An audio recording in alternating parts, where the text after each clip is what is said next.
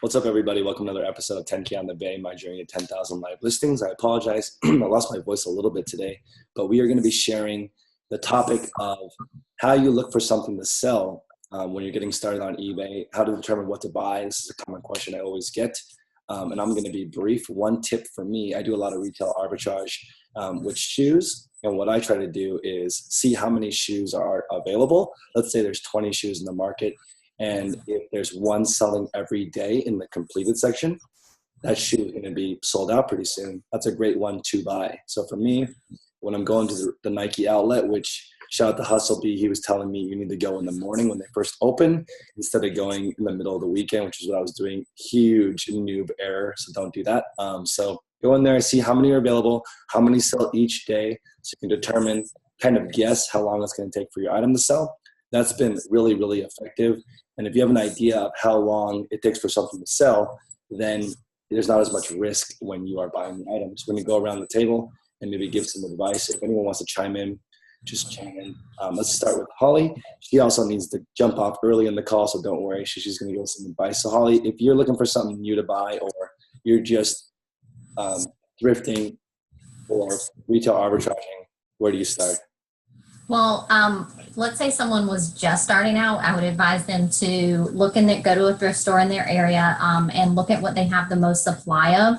Definitely taking note of both name brand style and size. I think the hierarchy of importance is in used women's clothing, which is where I live, brand, and then size, and then style. So I would look at that first, because what I did, and I'd love to say that's what I did when I first started, but I at each individual item, I spent hours in the thrift store. It definitely built my patience and relationship with the thrift store workers, but it was very time consuming. But you search that thing. So let's say what I did find, a good example is Chico's. Chico's I have a lot of supply of. It is normally, however, a 0 or a half. Chico's only sells very well in sizes 2 and 3, and I'm paying $4 an item. So you look at what things are selling for, the rate they're selling. So whenever we do that search, I'm not sure if everyone knows it's 90 days. So that gives you like a window, a snapshot in time, and it's all you have. So do that, sort highest to lowest, and definitely take note of how many things have sold in your 90-day. Because that will give you how fast it's going to move for you. Amazing advice. Also, I recommend, let's say there's a lot of Chicos in your area. For me, something that's really common is like, let's say Patagonia, relatively abundant here. Not cheap, but abundant. And so what I did was spend some time in the actual Patagonia retail store to get an idea. After you find out what's abundant, find out what the pricing is going for. Chicos would be a great example. It's a mall brand, right? Yes, exactly. Prices and also current style of tags. Out of retail shopping for so long, my knowledge of mall brand tags was way out of date. So you see what's available and then go to the retail store. You will notice things that will help you. Amazing. Cool. Thank you. Kevin, are you good to talk right now? Yes, sir. What's going on? Not much. So why don't you give us an idea of, you're fresh to the game, or even now that you're a veteran, how do you determine what to buy at the store? Sure. So, I mean, a lot of it is going to be, I think the most simplistic way to answer would to be checking completed listings. But I'll honestly say that I do not use them too often, completed or sold listings. When I go into the store, I look for products that are popular. So I know my niche very well, and I know what's selling and what's popular, what's trending, and I know what people are interested in at that time. And the nice thing with what I sell, being majorly Nikes, Converse, Adidas, stuff like that, these are all things that have such a demand that even the models that aren't as known will still sell pretty quickly. So I don't have to worry too much. It's kind of almost I'm lazy to a point with it, but it's because I learned the universe of like shoes and the culture and was so invested in the sneaker game before I started selling sneakers, just looking for myself, that it made it super easy for me. So I wouldn't say that it's too much laziness. It's more that I just know it like the back of my hand type thing. When I go in, yep, it's just, what's popular. Is it sock darts, Air Maxes, Visible Air, Lunar Glides? It all depends.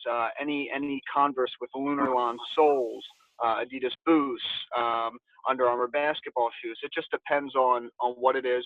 And then there's also ways to check through sourcing guidance on eBay. I think that's under listing improvements. You can find out in brands what colors are more popular. So I think me and you have talked before, Chris. You had some questions about what shoes to buy and what colors to stay away from. And there's tips like, shoes that are yellow, green, or purple. Those are things you want to stay away from. Blue's not a great color to buy, but black, red, white, those are all popular models. So it's just funny. I think that more than anything, I just use, the popularity of a shoe based on, what's being posted online and what people are most talking about on blogs and stuff like that. So I basically just try to know my product inside and out. And I think that's what's made me successful selling shoes. That's a great point, because I see buyers at the market shopping by style versus price. And you would think, wow, that's a crazy way to do it, because how do you know before you even buy it? But if it's already selling, already hot, that's much easier than finding something unique, perhaps. And even though the market's less competitive, maybe people aren't even looking for it. Sure. And one thing I will add just before I get off the topic of it, another way I do shop at Nike clearance stores or factory outlets is on stickers. I don't know if I've talked about that too much before, but I look for stickers on boxes instead of staring for certain names or certain brands or colors or models or anything like that. I'll look for the stickers. That usually indicates what price ranges are best, and that's probably, when I've been doing it for a couple of hours staring at the wall of shoes, it gets repetitive, and your mind gets kind of your eyes start to wander, and you're not really retaining everything as much as possible, because it can be hectic in the store. So a lot of times I'll use that. It's to jog my mind and to get myself back on track. So I'll look at the stickers and I'll try to find things that way. So that's another sourcing tip that I do. That's awesome. And also, there's a certain percentage, like 75 to 90% off Nike is usually pretty safe, even if you don't look it up. There's a certain point when clearance is cheap enough that you pick it up sometimes if the quantity is available. Of course. Yep. Let's try Prince. Prince, I think you do things a little bit differently. Let's check out the way you do things. Yeah. So I source my items a little bit like more online and stuff like that from people that I know, making connections. I don't really go in person, just because for me, where I live on the East Coast in New Jersey, you have to go really, really far to go to get good source places. So what I really do is, I think Holly made a really good point. She said that whatever you source, you just source whatever you could get a lot of, because this is supposed to be like a long-term game, right? It's not, you don't want to just make a quick buck, because at some point you're just going to get burnt out with that, and it's just not going to be profitable anymore. So whatever you can source a lot of, that's what you should be going for. So what I do is, if I'm looking for a product to sell, I know the most obvious thing is find the cheapest thing that you could sell. Like, you try to find a product that you could sell for the cheapest on eBay, which is obviously going to get you sales, right? But there's also a lot more to it. Since I live on the East Coast, I try to use the shipping as a incentive for people. So let's say there's a lot of sellers in California, right? And from shipping from the West Coast to the East Coast could take 3, 4, 5, 6 days on average, right? So if I look up a product and I could sell for the same price, but shipping for people on the East Coast could be 2 or 3 days, that'll also help people buy from me as well. So when I go search people, I'll go through the criteria, and I'll put US only. I'll put, I'll look at how far they are from me and stuff like that. I'll take a look at that. And if I can be the fastest seller, that's also one good reason for me to sell the item. Another thing I like to do a lot is drop shipping. I don't do too much of it, but I do a little bit. And what I like to do is to use Google Shopping. I don't know if you guys have ever used that before. If you go on Google and type in a product and you click on the shopping tab, it'll pick up prices from different stores all over the internet. And it'll tell you, you can do price plus shipping lowest or whatever on there. And you can find out what store is the cheapest prices. And that way you can actually also find out what to drop ship. That's what I use. And what else? Yeah, I think that's all I have for now. Whatever comes up to me, I also cross-reference prices between Amazon a lot, because I know most people go to Amazon for the shipping. And for some people that do come for the cheaper price on eBay, that's where I list some of the items. I'm just going to give one example of drop shipping that would work, but you might potentially get negative feedback, which is my girlfriend and I are starting the 5-minute journal. We just want to do something together, be grateful for something, and share the same journal. And I was comparing the price on Amazon versus the company's website versus eBay. And there's people drop shipping the book from eBay for $29 and it's available for $23 on Amazon. And they're doing just fine. All of them are getting good positive feedback because it's arriving in 2 days, which is even faster than sometimes we can ship ourselves. And there's enough margin there where you're not really risking anything, and it's in stock for Prime. If you have 1 day shipping time, it's not super risky. So now that I showed on this video, somebody might pop that on there for 27 instead of 29. Right. There's no margin. Yeah, but the thing with like dropshipping for Amazon is that it's kind of saturated. Like everyone's doing Amazon, right? So that's why I like to do Google Shopping, and I try to find companies that also offer fast shipping. There's a lot of small companies out there that are up and coming, and they do good shipping and everything. You just have to do your research a little bit, and those you can actually make good profit on, because not a lot of people are doing that as much as Amazon. That's right. There's a lot of opportunity to also work with small companies that don't have an eBay or Amazon presence and have their own website. That would be a fantastic way, because they're not getting the traffic to their website like eBay.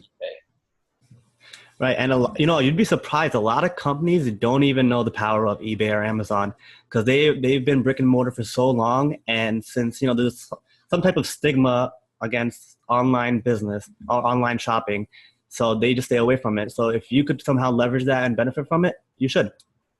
Also, I just want to point out, there's a gentleman in the mastermind group that sells a certain product and does very well on eBay and is not interested in doing it on Amazon.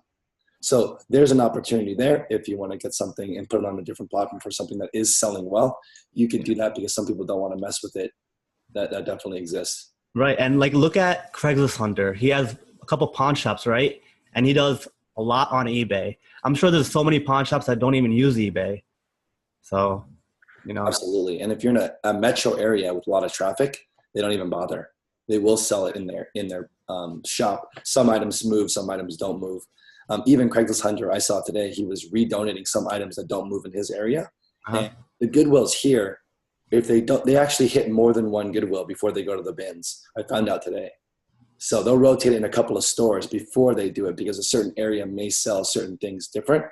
Right. And they even regionally priced dresses different. Oh, that's interesting. So it is interesting. So let's hop over to Mary. Mary has some ideas on how you figure out what to sell. Yeah, I think off the bat, when I first started, because I worked in the mall for, I don't know, about like 8 years. So I was familiar with some mall brands, but there's always new ones, trendier ones coming out. So I just started following a lot of the Instagram resellers, and for the most part, they share what they sell, how much they sold it for. It gives you an idea of what people are picking up and how much they're selling it for. So I know a couple of people that used to literally take notes of what resellers would post and just compile an entire book of really good brands. And then another took a tip from Travel and Thrift. Shout out to him. He said he would go through department stores to get an idea of what new brands are out there and what the retail prices are. So he just walk through the mall, walk through the Macy's, the bigger, Nordstrom, just to get an idea, to write down all of the pricing and see what it retails for, because it's good to remember that not because it only retails for a really high price will it sell on eBay for a lot. Like, it's not always the case. So that's why it's important to kind of look into comparables. Besides Instagram and walking like department stores for brands, I tried explore.ebay.com, which is one of the websites that they recommended. I'm going to go ahead and share my screen here. And this website, I feel like well, many eBayers may not use it, but it's super convenient. It gives you an idea of what's trending now, whatever market data they've gathered for eBay. And you can see what's being searched or what's being sold the most. Got a Fitbit here. We got a little bit of everything, but football season, this famous sauce. I mean, like this is what's trending, and this is what people are buying in right now. So it's kind of good to browse in there, like a morning newspaper, to see what's in. That's kind of cool, and then just have an idea of what to pick up in case you do see similar trending topics out in the wild. Besides that, I think for the most part, it's almost trial and error. Sometimes you think you see something and maybe you find something that could look fancy or expensive, or the material looks like a quality. You just kind of look it up, and that's how you learn, trial and error. That's kind of like the last resort, I guess, I would recommend. For sure. And Laura, are you ready? Let me unmute you. Hey, yeah, I'm ready now. You're here. So yeah, if you're looking for something to buy or you're already at a store, how do you determine what to buy? Well, I actually do a lot of research seasonally, just because I mostly sell women's clothes. And I feel like for women's clothes specifically, style is everything. Like, especially if you're shopping for anything. I mean, if you're shopping vintage, if you're shopping like modern, if it's not relative to what's going on in the fashion world for women, like it may still sell, but it won't have as many watchers. It won't be picked up as fast, right? And of course, like, pricing is also important as well. But you hit the nail right on the head, like when you said some people just source strictly for style, and I feel like with women's clothing, it's very relative to do so. I have been a fashion magazine, I want to say a bad word, but I won't. I'm just a really reliable fashion magazine buyer. And I constantly look at them and research them. And it's mostly for what I sell. Like, I don't personally, like, my own personal style is my own personal style, but for selling, like, I think it's really important to have that knowledge, like to know what the high-end brands are putting out there. Like, for instance, I got off the camera for a second. So I bought these at Target, right? And I know Mary can tell me what major designer makes these shoes. Like, you can too, Chris. Who makes these shoes? Gucci. Like, Gucci, yeah. But it's from, I mean, it's Merona. It's from Target. And Walmart has these. I mean, every major store are coming out with Gucci shoes, right? Because it's the end thing. But if you knew that 2 or 3 months ago, and you found a pair of loafers like that, that were from a nice designer at a thrift store, like, you can mark them high because you know that somebody's going to be looking for them. You know what I mean? That's And true. It's definitely key to know. That's like is that a horse bit loafer slipper?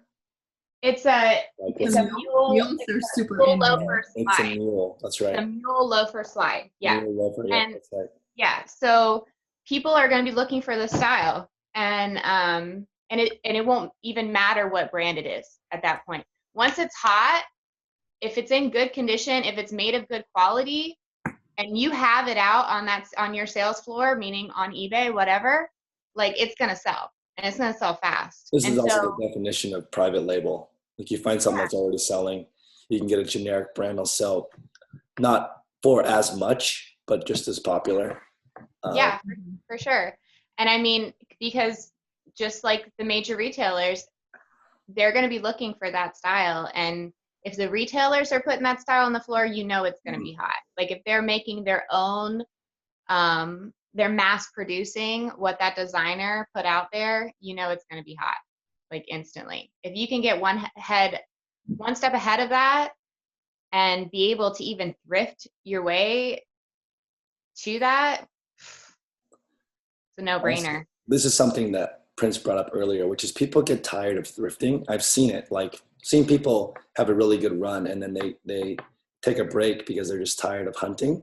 And if you thrift something and it sells for a crazy amount, you can now produce that yourself. And an example is like a Chemex coffee maker. I have seen multiple people private label that successfully without even changing the design, slightly different. And I was thinking, today I was listening to a podcast where the gentleman said he doesn't private label something unless he can add a unique advantage. And I thought that's tremendously cool. You don't want to copy the exact same thing. And using this example of the pour over method, when you make pour over coffee in the morning, you need to do multiple. You pour in a little bit of water multiple times. And I'm lazy. I wish I could just pour water into it one time. But that's not a thing. That doesn't exist. But if you were to make a pour over method thing that only required one time of doing that, that'd be awesome. And I like to pour over coffee because it's easier to clean. I can just pour the water in, throw the filter away, which is a little bit wasteful. You could use a reusable filter. Another good idea. And then rinse out the glass and I'm done. Versus a coffee maker, I worry about mold, which is a huge issue. That's why you shouldn't thrift and resell coffee machines, because of the mold issue. So bunch of ideas there. And coffee is a massive industry. So if you were to make a better pour over method, there's already a market there. You don't have to, you can just pay some influencers to use it in the morning. I feel like you're done. I might pursue a better pour over machine. And it's also cool to look at items that you normally use, because I think that's also a good way to, get a niche. If you know what you paid for it, you can ask yourself, if you are scratching your own itch, that's a great way to do it. And I've seen this trend that you're talking about, Laura, where these brands are not ripping off, but copying popular styles. They're totally ripping it off. It's making it really hard to shop for good brands, because every shoe looks amazing, but they might be Merona and retail for $20 new. Yeah, and that's why I said, like, if you can find good quality with a similar style in the thrift store, made of high quality, maybe not be the same brand as what's walking down the runway, but similar quality and similar style, then yeah, I mean, in my head, when I go thrifting, like I say three things. If I like it, number one, meaning if I know that it's going to be in style, I know it's something that I myself would wear, or somebody fashionable, maybe may not wear it, but somebody fashionable would wear it. If the price is right, and if it's rather current, because I like selling modern clothes. If it's vintage, then it has to be relative to what's going on right now. And I ask myself those three questions. And then also, like, I'll have a list in my head of what's current. Like, velvet's current, good quality, thick wool sweaters are very current in like a Norwegian print, or, jeans that are in the popular fit right now, or just little things that will make your item relative. And in fashion, I mean, there's like 20, 30 some seasons in designer fashion. So it takes a lot of research to understand what's going on, but usually each season has a theme. If you can understand that theme, and you can have that theme in your head while you're looking at product, That's a great point. I'm going to ask Prince. Prince sells in a category that's pretty competitive, but he found a way to stand out a little bit with some accessories. Do you want to touch base on that a little bit? Yeah, I mean, like I said, even beyond having the cheapest price on eBay, the shipping really, really, really matters, especially now that eBay is even rolling out the guaranteed delivery in 3 days. That's going to be pretty big once it actually gets implemented and people start realizing it's there. So that's going to be a big thing. The shipping is going to be huge, I think. Because personally, even me, if I'm buying something on eBay and the shipping is like 2 weeks long, I'd rather just Amazon it, even if it's like a little bit more. I mean, I just don't want to wait that long for something I want now, So I think that's a big factor as to why like my listings are pretty high. And yeah, of course you have to ship every day, but you have to do the work, And I also just want to touch base on one more thing that you said about the coffee machine. I think that was pretty cool because so last summer I used to work up north. So I'd wake up at like 6 a.m. to go to work, and I was driving down the highway, and I always just go through this bend, and that's exactly when the sunrise would be, and the sun would shine directly at me. So I'd be blinded at that while I'm turning. So even when I had the visor down, it would come that like on the side of me. And if I move it that way, it would come in front of me. So I was like, this is really dangerous. And then I had this big epiphany. I'm like, what if I make something? So I'm thinking like the sunglasses material, but let me make a visor so it's clear so you can see through it. And then also have like a pull-out section on the side, so it's like both ways, like a visor like this. And I'm like, I'm gonna patent this as soon as I get home. This is awesome. And then I got to work, and then I went on eBay. I'm like, what are the chances someone has this? So I eBay it, and there's a Chinese sellers that sell it. So I was like, dang. But it's stuff like that that really, I think that's where the big money is. And if you like kind of like, you don't have to reinvent the wheel, but if you kind of modify something to make it better, that's a big deal. So just have that business mindset, and like, you know, in your everyday life, if something you can see that you can make better, that's a big deal. Agreed. I have an idea. Oh, go ahead, Mary. It's like when they say, when you're thinking of a private label product, it's think of a solution. You don't want to go in with a trend or with a fad, but creating a solution for a problem that already exists.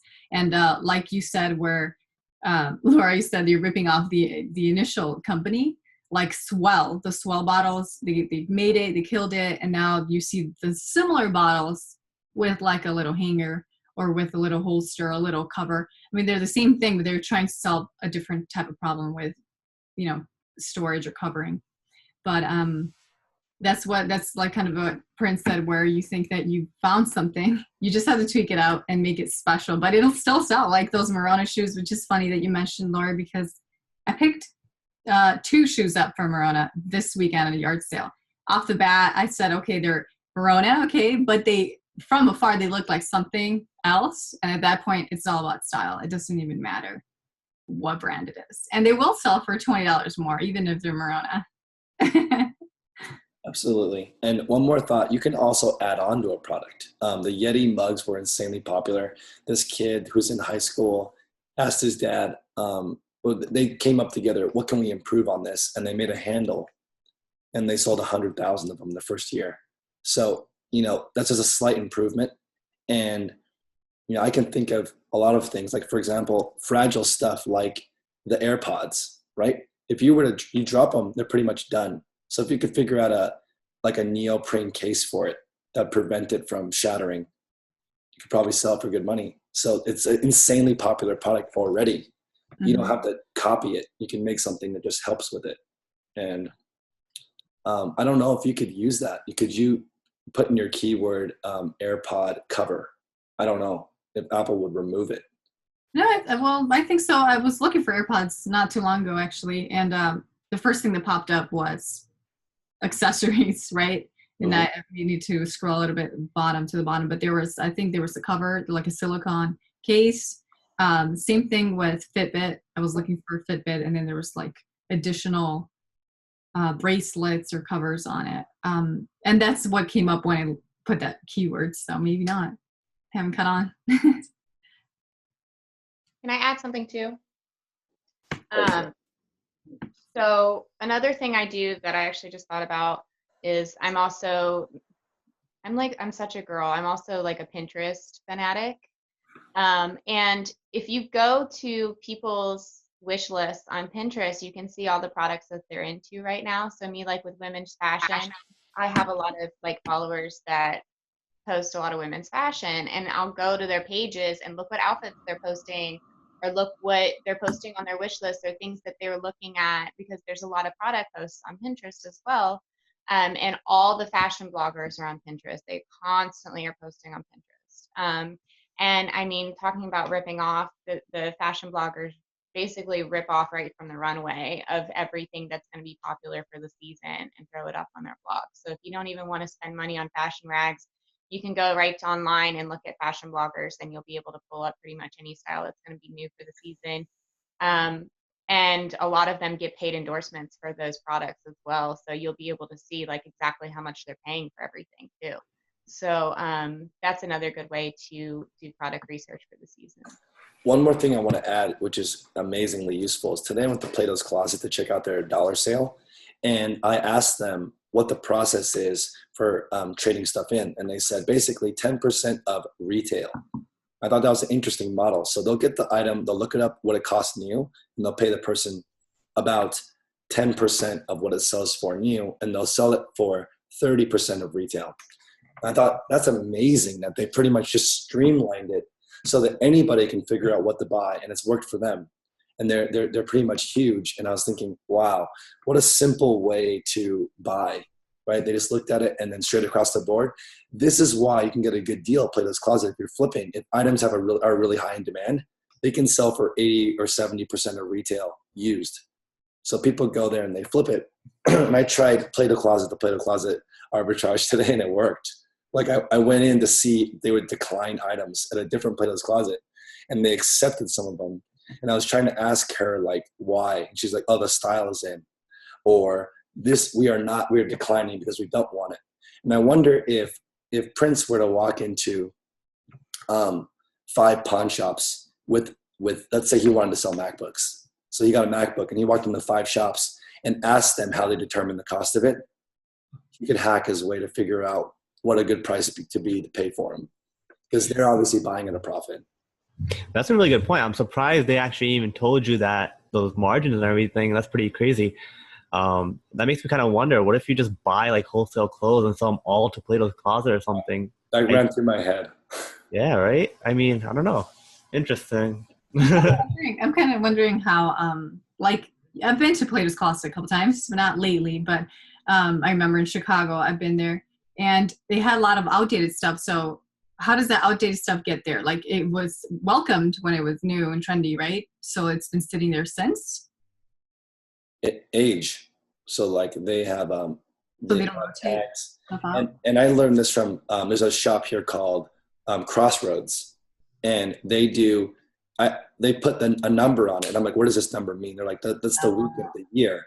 And once it's older than 4 weeks, then it starts to get discounted heavily until it's gone. And today at Plato's Closet, they were showing me, I mean, this is why smiling and being nice is so nice, because they're showing me, okay, also, not on top of things being discounted, right when there's a season shift, there's a huge influx of clothing. And that time they also discount a bunch of stuff, even though it may have just got there. They're just like, these are lower profit items. Let's get these out of here. And you'll see on the tags I bought today, the items are between 14 and 22 bucks I got for $1. And some of them were not a month old.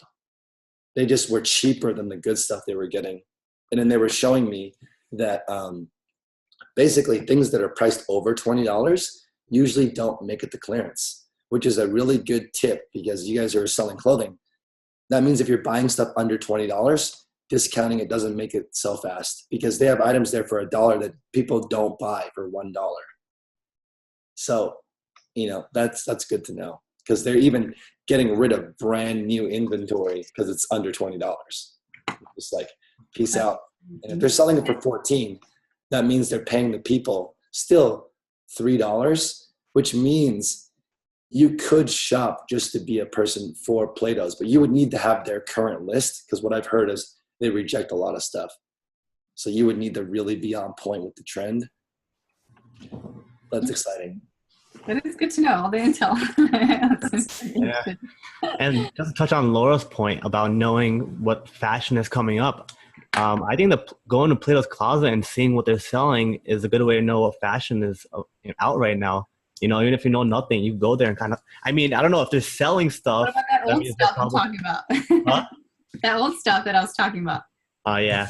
But I'm assuming those workers know like what's in style if they're buying stuff to resell, That's kind of interesting. They also have employees that are doing the picking too. So you have to remember, like, just because their inventory system says, hey, this style or this color, this brand is hot right now, doesn't mean that the actual employee that's picking knows their style really well, right? I mean, sometimes they might be accepting things based on the employee that's doing the picking, because the computer system's saying, oh, well, this brand is hot, but that brand could have been still bought 4 or 5 years ago.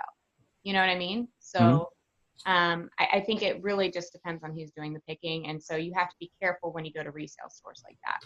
Makes sense. I feel like American Eagle is one of those brands where I would have thought, like, that's long. Like, it's an old brand. Well, at least because I don't wear it. But it still sells, which is so weird to me. Some brands are classics, I guess. It will always be in and out. I don't get It's it. bizarre. Gloria Vanderbilt's like a horrible brand. Oh man, I hate But like if you look at how many sell, I'm like, wow, how is that possible? It's only a couple dollars less than new. The larger sizes for that brand. But for American Yeah. Eagle, they've actually really stepped up their game as far as quality and fabric is concerned, because they've realized that people aren't just going to fall for the, okay, it's a mall brand, I'll buy it kind of stigma. Their materials, especially like their soft and sexy line and stuff like that, they've really stepped it up with, and people go to it because they are used to that material, they're used to that cut, like they've been kind of selective about the things that they've been putting out. So people will come back because that specific line that they put out is coming in. Like somebody found their favorite pair of jeans that they make, and people are loyal. When they find a fit, fabric, and brand, they'll shop it every time. Yeah, those are important to put in a title, like the actual every single detail about the style number, because they will search by that. Yeah, for sure. I remember. You guys, Go ahead, Prince. what was that? Go ahead. So yeah, you guys would be surprised at how many people still love Hollister American Eagle. I don't know about in the US, but I know in like foreign countries like India, it's like crazy. They'll eat that stuff up. Like I'll have my family call me. Besides asking for the obvious like iPads and iPhones or whatever, they'll be like, "Can you bring Hollister American Eagle?" I'm like, "I don't know if those stores exist anymore, but okay." So, but they love it. Like everyone loves it there. It is good quality. I sold a Hollister pair of jeans today. I sold a Hollister pair of jeans today, like the holy ones, like the bell bottoms. Totally sold a pair today. Wow. Yeah, it's crazy. That is crazy. I think it's also important to realize that similar styles work. Like I remember Blend Tech got really popular by advertising it's better than a Vitamix, just to capitalize on Vitamix already being popular. So like that's kind of a marketing ploy, but you know, and it's not illegal, I guess, if you use some kind of comparison. So there's rules for marketing that are good and bad. Yeah, so it is fuzzy, but if something's already working, it's easier to go that route. And besides styles, I think colors too. Like now it's fall time, right? I sold some mustard colored pants today, like cozier, warmer things. It's all the colors, color tone, fall tones and nudes and browns. Sometimes that's how it goes. In winter specifically, I feel like fabric is the most important element. I mean, you will have somebody looking for wool, cashmere, and silk blend every time. And snowboard helmet. I sold a snowboard helmet today too. That's a hard good, but it's still, seasonal. For sure. So let's talk about what we want to work on this week. Laura, is there something specific that you want to do this week to improve your store? Oh, I have a million pictures I have to take. I probably shouldn't be on this call just like Holly, because I have so many pictures. Oh my gosh, I went nuts with sourcing last week. But it's good. It's good because I have a lot of inventory to list. And I'm going to start doing those hard goods. I might be hitting up Mary for some advice about listing some hard goods. But yeah, I just have a million pictures I have to take. All right. I need to get all my inventory, at least get pictures taken and drafted. That's my goal. And I have Are you more reluctant to take pictures than list with pictures? Huh? Are you more like, is it more annoying for you to take photos or to list with the photos? I think it depends on my mood, if I'm going to be 100% honest. I love taking photos. That's why I say the other part of it I don't like. So if I'm being super lazy, I don't mind listing because I can sit on my butt and list, but if I'm being like totally ADHD and don't want to sit still, then I don't mind taking pictures. I think it just depends. I do both processes all at once. Like if I'm going to take pictures, I take all my pictures of whatever product I'm doing that day. Like today it was shoes and I was just not feeling it. I just need to get on it. But yeah, I usually list all one thing. So it'll be shoes, and then the next day it'll be clothes, the next day it'll be hard goods. And I'll at least try to get as many of those listed that day that I took pictures of as I can, But yeah. Amazing. Backwards, Chris. I actually like drafting better than I do photos. So if I can also one person. Let's trade, neighbor. I'll do all the photos for you. I could draft all day for you then. I hate it. So I would literally drive 2 hours to see you to not have to draft.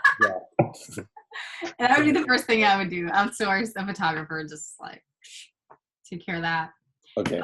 But, I had family come in that out of town, so that put me a little bit out of my groove. I was in the red. My store is down. And let's see, I think it was 30% where they left. So now it's slowly coming up. I think I'm at 20% now. So I'm slowly going back in the green. So I have to just continue listing to catch up and stay in the green from here on out. Perfect. Prince, what do you want to work on this week? As far as eBay goes, I already sourced a lot in the past like 2 weeks. So I just got to do like regular maintenance, and, kind of figure out all the quirks with everything changing right now. But I also really, really, really, really want to start working on the content that I make on like Instagram, on YouTube and all that stuff. I just want to make fire content. So that's why I have like all this equipment. I'm so corny. Anyways, I have to be corny. But yeah. And Prince, how are you? Can I ask Prince a question real quick? yeah. Please. How are you gonna stay? Like, did you see how search is changing, Prince? I don't know. I haven't seen it change that much. I just don't know what eBay is doing. And the truth is, I don't think eBay knows what they're doing either. I was gonna say. Just to be honest. I don't. Yeah, eBay's driving me a little nuts right now. Yeah, And for if you sure. A lot of changes at once, so we Yeah, until the like- dust settles. slow it down. What I'm going to do is put it into my schedule. So I'm eventually going to have a VA do this, but I'm going to adjust all my listings every single day because I think it's this equivalent of a Poshmark sharing your closet.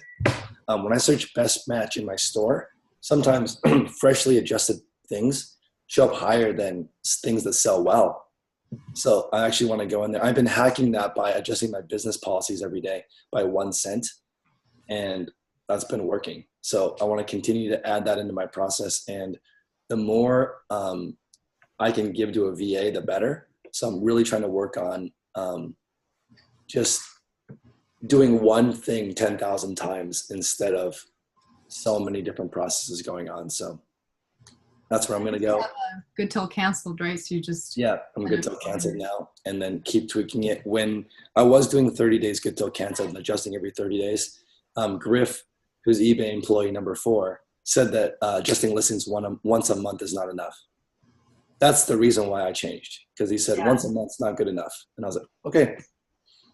Yeah, I'm good till canceled now. But do you know if it shows new listing when you have messed with it, like edited? Yeah, showing up on best match. It doesn't say newly listed though. It doesn't say new listed. Yeah, no newly listed. Hey, as long as it's up there, right? That's really it. Yep. Yeah, I don't know. The newly listed definitely does matter too. Also, I added 1% promoted listings. I wasn't going to mess with it, but just doing a little bit to do something. I don't want to be left out of the party, but then also I think it's kind of cheesy. So if you buy good stuff, people will find it. Yeah, no, I completely agree. My next thing, like, if my husband gets that job that he applied for, I want to really roll back a lot more money into my business. Like, that's my long-term goal, because when I was just sourcing and shipping, I had so much more time to do my business processes than when I was taking pictures and listing as well, because of my short amount of time that I have during the day where I don't have my kids. Like, I feel like I'm spending all my time taking pictures and listing, that I'm not like keeping up with my daily business practices as much as I should. So like, that'll be my first step whenever I can have a little bit more free wiggle room in my business budget to like reinvest. I'm gonna hire that in pictures and listing all the way. Like, because when I was doing sourcing and shipping and everything in between besides listing and pictures, like, I felt like I was so much more on top of my business than I am now, and my numbers were a little better too. So we'll see. All right. Oh, wow. Completely lost my voice. So I'll put everyone's link in the description below. Thanks for stopping by, guys. I'll see you guys next week.